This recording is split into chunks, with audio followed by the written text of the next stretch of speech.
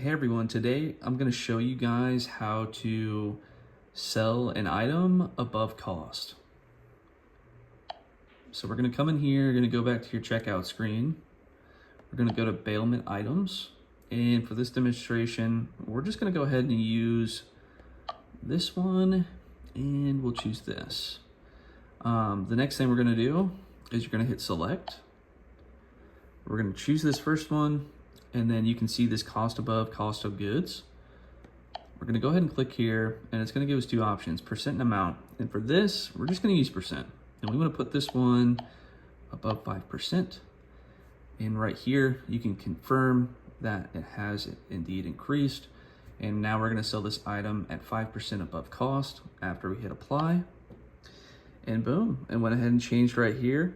So now that we're done with that item, we're gonna go ahead and click unselect and select. We'll unselect that item and then select the next one that we're working with. So here, we'll go cost above goods. And for this one, let's sell this one above 10% and hit apply. And there we can see that it has changed. We'll apply one more time and it went from 1137 to 933.